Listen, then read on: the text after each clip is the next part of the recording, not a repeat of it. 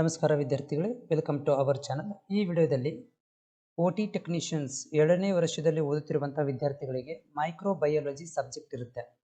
So ಈ ಒಂದು ಸಬ್ಜೆಕ್ಟಿಂದ 30 marks ನಿಮಗೆ ಎಕ್ಸಾಮ್ಗೆ ಕಂಡಕ್ಟ್ ಮಾಡಲಾಗುತ್ತೆ. ಇದು ಕಾಂಬಿನೇಷನ್ ಸಬ್ಜೆಕ್ಟ್ ಇರುತ್ತೆ. ಸೊ ಈ ಒಂದು ಮೈಕ್ರೋಬಯಾಲಜಿಯ ಸಿಲೆಬಸ್ ಯಾವ ರೀತಿಯಾಗಿರುತ್ತೆ ಅನ್ನೋದ್ರ ಬಗ್ಗೆ ಈ ಒಂದು ವಿಡಿಯೋದಲ್ಲಿ ನಿಮಗೆ ರಿವೈಸ್ ಮಾಡ್ತಾ ಇದ್ದೀನಿ. ಜೊತೆಗೆ ಈ ಒಂದು ಸಿಲೆಬಸ್ ನಿಮಗೆ ಮಾತ್ರ ಬೇಕು ಅಂತಂದರೆ ಡಿಸ್ಕ್ರಿಪ್ಷನ್ದಲ್ಲಿ ಲಿಂಕನ್ನು ಕೊಟ್ಟಿರ್ತೀನಿ. ಆ ಒಂದು ಲಿಂಕಿಗೆ ಹೋಗಿ ನೀವು PDF ಡೌನ್ಲೋಡ್ ಮಾಡಿಕೊಳ್ಳಬಹುದು. ಹಾಗಾದರೆ ಸ್ಟಾರ್ಟ್ ಮಾಡ್ತೀನಿ. ಮೈಕ್ರೋಬಯಾಲಜಿ, ಅದರ QP ಕೋಡ್ 5135. ಸೊ ಇದು ಸೆಕ್ಷನ್ C ಒಳಗಡೆ ಬರುತ್ತೆ. ಇಲ್ಲಿ ಸಿಲೆಬಸ್ ನೋಡ್ಬೋದು, introduction and history of microbiology. So ಈ ಮೈಕ್ರೋಬಯಾಲಜಿಯ ಹಿಸ್ಟ್ರಿ ಮತ್ತು ಇಂಟ್ರೊಡಕ್ಷನ್ ಇರುತ್ತೆ. ಅದರಲ್ಲಿ ನೀವು ಲೂಯಿಸ್ ಪಾಶ್ಚರ್, ರಾಬರ್ಟ್ ಕೋಚ್, ಲಿಸ್ಟರ್ ಮತ್ತು ಎಡ್ವರ್ಡ್ ಜೆನ್ನರ್ ಈ ಒಂದು 4 ಸೈಂಟಿಸ್ಟ್ಗಳ ಬಗ್ಗೆ ನೀವು ಅಧ್ಯಯನ ಮಾಡ್ತೀರಾ. ಜೊತೆಗೆ normal flora of the skin or body ಅಂತಂದರೆ ಅದು ಕಣ್ಣು ಇರ್ಬೋದು, ಕಿವಿ ಆಗಿರ್ಬೋದು, ಆಮೇಲೆ ಮೌತ್ ಆಗಿರ್ಬೋದು, ಓಕೆ, ಆಮೇಲೆ ಐಸ್ ಆಗಿರ್ಬೋದು. ಇದು ಟೋಟಲ್ ಬಾಡಿ ಬರುತ್ತೆ. Normal flora of the skin plus body ಎಲ್ಲದ್ರ ಬಗ್ಗೆ ಕೂಡ ನೀವು ಅದನ್ನೇ ಮಾಡ್ತೀರಾ. ಇದು ಟೋಟಲ್ ನಿಮಗೆ 5 ಮಾರ್ಕ್ಸ್ ಬರುತ್ತೆ ಈ ಒಂದು ಟಾಪಿಕ್ ಮೇಲೆ. ನೆಕ್ಸ್ಟ್ ಟಾಪಿಕ್ ಇಲ್ಲಿ ಸ್ಟರ್ಲೈಸೇಷನ್ ಆ್ಯಂಡ್ ಡಿಸ್ಇನ್ಫೆಕ್ಷನ್ಸ್. ಸೊ ಸ್ಟರ್ಲೈಸೇಷನ್ ಒಳಗಡೆ ತುಂಬ ದೊಡ್ಡದಾಗಿರುವಂಥ ಟಾಪಿಕ್. ಇದರಲ್ಲಿ ಯಾವ ರೀತಿಗೆ ಸ್ಟರ್ಲೈಸೇಷನ್ OT ಒಳಗಡೆ ಮಾಡ್ತಾರೆ, ಅದರಲ್ಲಿ ಬೇರೆ ಬೇರೆ ಮೆಥಡ್ಸ್ ಇದ್ದಾವೆ. ಆ ಒಂದು ಮೆಥಡ್ಸ್ ಬಗ್ಗೆ ನೀವು ಸ್ಟಡಿ ಮಾಡ್ತೀರಾ. ಇದರಲ್ಲಿ ಫಿಸಿಕಲ್ ಮತ್ತು ಕೆಮಿಕಲ್ ಸ್ಟರ್ಲೈಸೇಷನ್ ತುಂಬ ಇಂಪಾರ್ಟೆಂಟ್ ಇರುವಂಥದ್ದು. ಆಮೇಲೆ ಡ್ರೈ ಆ್ಯಂಡ್ ಮೋಸ್ಟಿಯಸ್ ಸ್ಟರ್ಲೈಸೇಷನ್ ಬಗ್ಗೆ ಕೂಡ ಸ್ಟಡಿ ಮಾಡ್ಕೊತೀರಾ. Sterilization of mask, endotracheal tube, respirators, OT ಸ್ಟರ್ಲೈಸೇಷನ್ನು, other equipment in OT operation theatres. ಇದರ ಬಗ್ಗೆ ನೀವು ಟೋಟಲ್ ಆಗಿ ಈ ಒಂದು ಟಾಪಿಕ್ ಒಳಗಡೆ ನಿಮ್ಗೆ 10 ಮಾರ್ಕ್ಸಿಗೆ ಬರುವಂಥ ಕ್ವಶನ್ಸ್ ಈ ಟೋಟಲ್ ಆಗಿ ಒಂದು ಕಂಪ್ಲೀಟ್ ಟಾಪಿಕ್ ಮೇಲೆ.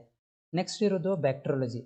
ಇದರಲ್ಲಿ ಕ್ಲಾಸಿಫಿಕೇಷನ್ನು ಮತ್ತು ಮಾರ್ಪಾಲಜಿ ಆಫ್ ದಿ ಬ್ಯಾಕ್ಟೀರಿಯಾದ ಕ್ಲಾಸಿಫಿಕೇಷನ್ ಬಗ್ಗೆ ಸ್ಟಡಿ ಮಾಡ್ತೀರಾ. ಜೊತೆಗೆ ಬ್ಯಾಕ್ಟೀರಿಯಾದ ಒಂದು ಕ್ಲಾಸಿಫಿಕೇಷನ್ಸ್, ಓಕೆ, ಅದರದ ಆಕಾರ ಏನಿದೆ ಅದ್ರ ಬಗ್ಗೆ ಕೂಡ ಅಧ್ಯಯನ ಮಾಡ್ತೀರಿ.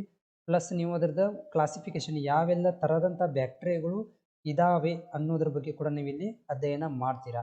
Next immunity. ಸೊ ಇಮ್ಯುನಿಟಿ ಒಳಗಡೆ ಆಕ್ಟಿವ್ ಇಮ್ಯುನಿಟಿ ಮತ್ತು ಪ್ಯಾಸಿವ್ ಇಮ್ಯುನಿಟಿ ಅಂತ ಇದ್ದಾವೆ. So active immunity, passive immunity ಮತ್ತು ಇವೇನಂದರೆ ಇಂಪಾರ್ಟೆಂಟ್ ಇರುವಂಥ ಟಾಪಿಕ್ಗಳು.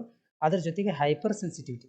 ಸೊ ಹೈಪರ್ ಸೆನ್ಸಿಟಿವ್ ತುಂಬ ದೊಡ್ಡದಾಗಿರುವಂಥ ಟಾಪಿಕ್ ಇದೆ. ಜಸ್ಟ್ ಹೈಪರ್ ಸೆನ್ಸಿಟಿವ್ ಮಾತ್ರ ಕೊಟ್ಟಿದ್ದಾರೆ. ಇದರಲ್ಲಿ 4 ಟೈಪ್ಸ್ ಬರ್ತವೆ ಹೈಪರ್ ಸೆನ್ಸಿಟಿವ್ ಒಳಗಡೆ, ತುಂಬ ಇಂಪಾರ್ಟೆಂಟ್ ಇರುವಂಥದ್ದು.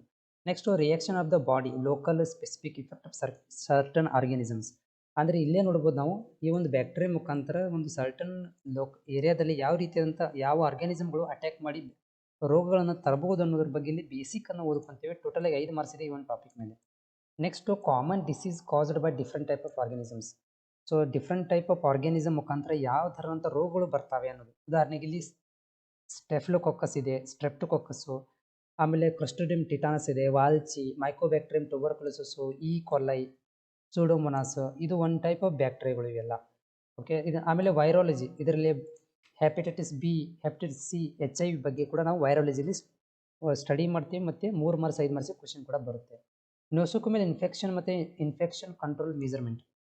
ನೋಸೋಕೋಮಿಯಲ್ ಇನ್ಫೆಕ್ಷನ್ ಅಂದ್ರೇನು, ಅದನ್ನು ಹೆಂಗೆ ಕಂಟ್ರೋಲ್ ಮಾಡ್ಕೊತೀವಿ. ನೋಸೋಕೋಮಿಯಲ್ ಇನ್ಫೆಕ್ಷನ್ ಅಂತಂದರೆ ಹಾಸ್ಪಿಟಲ್ದಿಂದ ಬರುವಂಥ ರೋಗಗಳಿಗೆ, ಇನ್ಫೆಕ್ಷನ್ಗಳಿಗೆ ನಾವು ನೋಸೋಕೋಮಿಯಲ್ ಅಂತ ಕರಿತೀವಿ. ಯೂನಿವರ್ಸಲ್ ಪ್ರಿಕಾಷನ್ಸ್, ಯಾವ ರೀತಿ ಅಂತ ಪ್ರಿಕಾಷನ್ ತೊಗೋಬೇಕು ರೋಗ ಹರಡದ ಹಾಗೆ. ಆಮೇಲೆ ಬಯೋಮೆಡಿಕಲ್ ವೇಸ್ಟ್ ಮ್ಯಾನೇಜ್ಮೆಂಟು ಹೆಂಗೆ ಮಾಡ್ತೀರಾ, ವೇಸ್ಟ್ಗಳನ್ನು ಯಾವ ರೀತಿಯಾಗಿ ನೀವು ಸಪ್ರೇಷನ್ ಮಾಡ್ಕೊತೀರಿ, ಅದನ್ನು ಹೆಂಗೆ ನೀವು ಸೆಂಡ್ ಮಾಡ್ತಿರೋ ಇದನ್ನು ವೇಸ್ಟ್ಗಳನ್ನು ಅನ್ನೋದ್ರ ಬಗ್ಗೆ ಇದರಲ್ಲಿ ಇರುತ್ತೆ. ಟೋಟಲ್ 10 ಮಾರ್ಕ್ಸ್ ಇರುತ್ತೆ, ಓಕೆ. ಟೋಟಲಾಗಿ ನಿಮಗೆ ಇಲ್ಲಿ 30 ಮಾರ್ಕ್ಸಿನ ಕ್ವಶನ್ಸ್ ಬರ್ತವೆ ಟೋಟಲಾಗಿ. ಇದರಲ್ಲಿ ಇದು ಒಂದು ಕಾಂಬಿನೇಷನ್ ಸಬ್ಜೆಕ್ಟ್. ಇದರ ಒಂದು PDF ಲಿಂಕನ್ನು ಡಿಸ್ಕ್ರಿಪ್ಷನ್ ಹಾಕಿರ್ತೀನಿ, ಹೋಗಿ ಕೂಡ ನೀವು ಡೌನ್ಲೋಡ್ ಮಾಡ್ಕೋಬೋದು.